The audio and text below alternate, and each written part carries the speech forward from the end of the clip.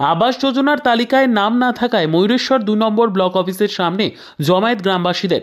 বীরভূমের ময়ূরেশ্বর ২ নম্বর ব্লকের বিভিন্ন পঞ্চায়েতের সাধারণ মানুষ বাড়ি না পাওয়ার অভিযোগে বিডিও অফিসের সামনে উপস্থিত হন আজ। তাদের অভিযোগ যে আবাস যোজনায় নাম থাকা সত্ত্বেও বাদ দেওয়া হয়েছে তাদের। অনেকের মাটির বাড়ি থাকা সত্ত্বেও বাড়ি পায়নি। অন্যদিকে পাকা বাড়ি থাকা সত্ত্বেও বেশ কিছু ব্যক্তির নাম আবাস যোজনার মধ্যে এসেছে। ফলে যারা স্ক্রুটিনি করেছেন এবং স্থানীয় জনপ্রতিনিধিদের আত্মীয় পরিজনদের নামে এই আবাস যোজনার নাম তালিকায় নথিভুক্ত করেছেন তারা। এছাড়াও কেউ বা আবার বলছেন অন্য রাজনৈতিক দলের সঙ্গে যুক্ত থাকায় তাদের নাম তালিকা থেকে বাদ দেওয়া হয়েছে। আর এই চক্রান্তের আঙুল উঠছে পুরোপুরি শাসক দলের দিকে। তবে আজ দাসপলসা অঞ্চলের রাধানগর গ্রামের প্রায় ৯৩ জন মানুষ আবাস তালিকায় নাম নথিভুক্ত করতে ময়ূরেশ্বর ব্লক অফিসে এসে বাড়ির ছবি সহ কাগজ জমা করলেন। এ বিষয়ে বিজেপির রাজ্য সহ সভাপতি শ্যামাপদ মণ্ডল জানান, অফিসারদের ভয় দেখিয়ে হোক বা টাকার বিনিময়ে হোক, বিজেপি যারা করে তাদের নামগুলো বাদ দেওয়া করিয়াছে।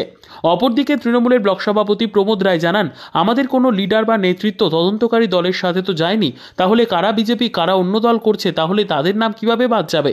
এ বিষয়ে ময়ূরেশ্বর ২ নম্বর সমষ্টি উন্নয়ন আধিকারিক পুষ্পেন্দু সাহা জানিয়েছেন, ওনারা দরখাস্ত করেছেন, আমরা দরখাস্ত গ্রহণ করেছি। বিষয়টি ঊর্ধ্বতন কর্তৃপক্ষকে জানাচ্ছি, তারা যা নির্দেশ দেবে সেই নির্দেশ মতো তদন্ত করে দেখা হবে। তারা যদি অরিজিনালি প্রাপক হয় তাহলে তারা আবার তালিকায় নাম নথিভুক্ত হবে।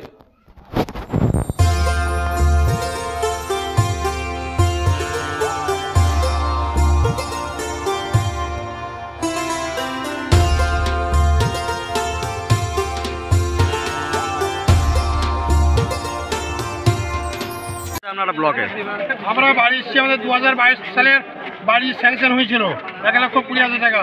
আইডি নম্বরে মেল হয়ে গেছে, কিন্তু সেই বাড়ি এর আগে লিস্টে তো নাম ছিল।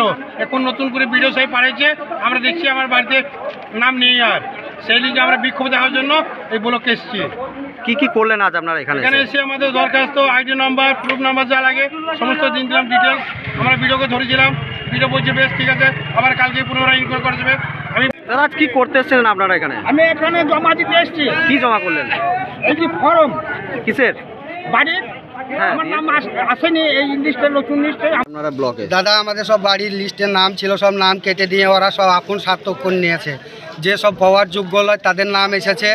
আপনারা এখানে এসে আজকে এসেছিলাম, এইটা আমাকে এই নামটা নিয়েছিলাম আমি মুখ্যমন্ত্রীর কাছে থেকে, মমতা দিদির কাছে।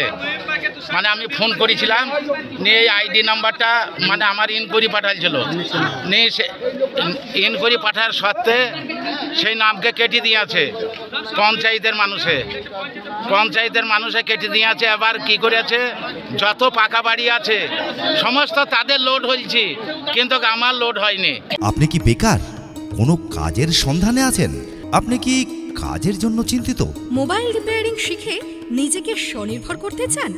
তাহলে আজই যোগাযোগ করুন মোবাইল রিপেয়ারিং কোর্সের জন্য জেএন মোবাইল ট্রেনিং সেন্টারে। আর অল্প সময়ে মোবাইল হার্ডওয়্যার এবং সফটওয়্যারের কাজ শিখে হয়ে উঠুন একজন দক্ষ mobile technician. JN mobile training সেন্টারে আপনি যে সমস্ত কোর্সগুলি করতে পারবেন সেগুলি হলো component basic to advance, multimeter and DC power supply, pasted and double decker CPU খোলা ও লাগানো, fault finding, mobile software, mobile hardware এবং সফটওয়্যারের সমস্ত রকম কাজ শিখে আপনিও নিজস্ব বিজনেস শুরু করুন।